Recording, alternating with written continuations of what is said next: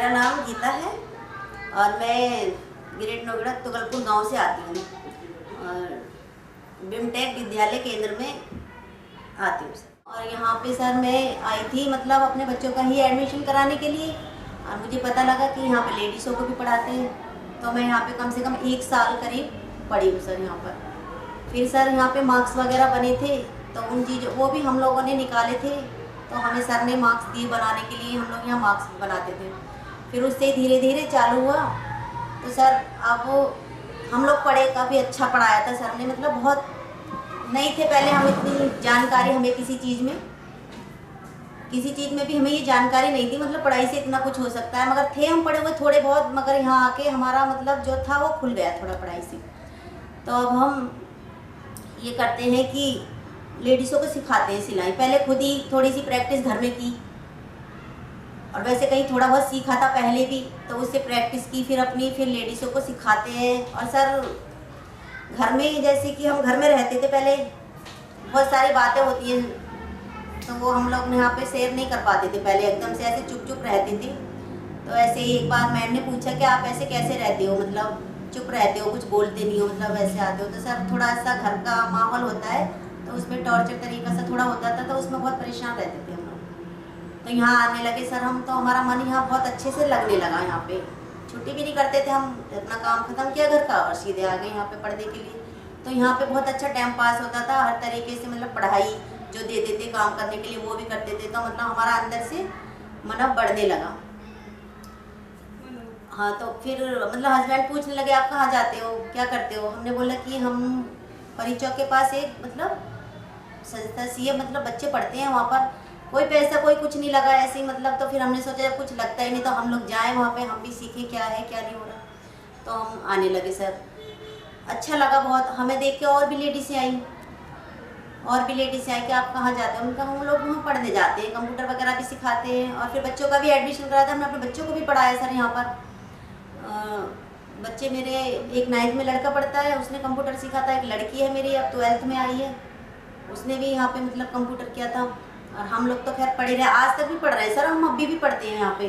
और ये लोग, हम जो आपने ये किया है इसमें भी कम से कम 30 लेडीज़ें जुड़ी हैं अब हमसे, सीखने के लिए। पढ़ने के लिए तो अलग है ही है सर, सीखने के लिए भी जुड़ी हुई है हमसे, तो हमें बहुत अच्छा लगता है सर। और पहले ऐसे हस्बैंड करते थे क्या करती हो, घर में पड़ी रहती हो, वैसे ही हो बस। तो मना तो खैर नहीं किया आने के लिए यहाँ पे, कि हाँ चलो खुश रहते हो, रहो, चलो देखो क्या कर रहे हो क्या नहीं कर रहे हो। तो इस चीज़ से अब मतलब हस्बैंड पे भी बहुत वो पढ़ाया है सर, तो वो ऐसे नहीं करते हैं, पहले टॉर्चर के तरीके से करते थे घर में, मतलब वही रोना धोना सा रहता था। अब इस यहाँ आके हमें बहुत खुशी मिली सर, बहुत अच्छा लगता है।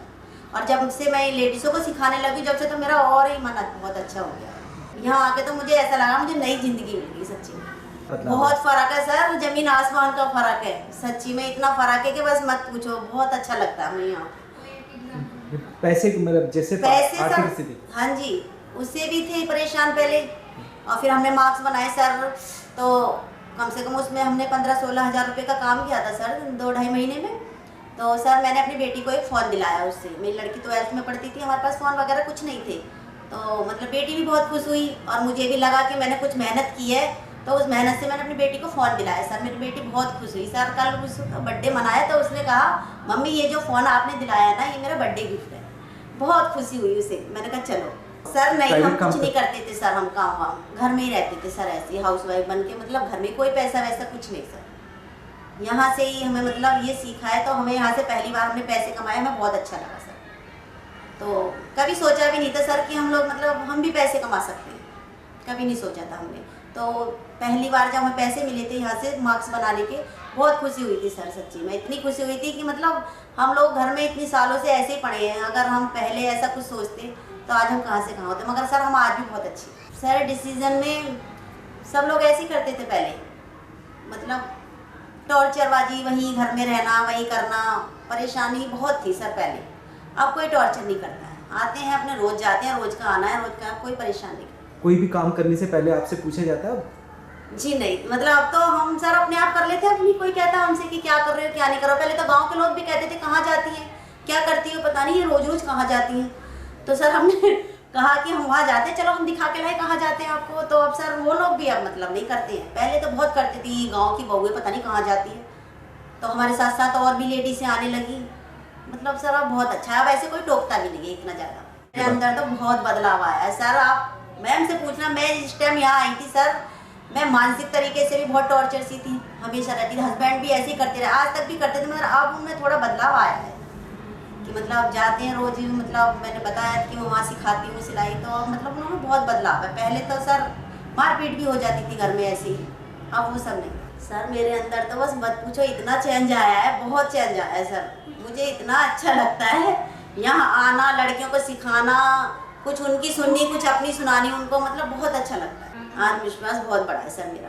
और यहाँ तक कि जैसे पहले लोग ऐसे घर में भी करती थी, लेडीज से भी थी, दौरानी जिठानी ऐसे करती, अब कोई कुछ नहीं कहता। अब उन्हें पता है कि ये जाती है तो रुकने वाली नहीं है। पहले ये घर से बाहर नहीं निकलती थी और अब तो ये जाती है, तो अब ये बहुत लोगों के मुंह बंद हो गए सर। महिला को यही संदेश देना चाहती हूँ, जैसे कि आप घर में हो, फ्री हो और कुछ नहीं करती हो, जैसे टॉर्चर वगैरह रहती हो, तो आप मत रहा करो।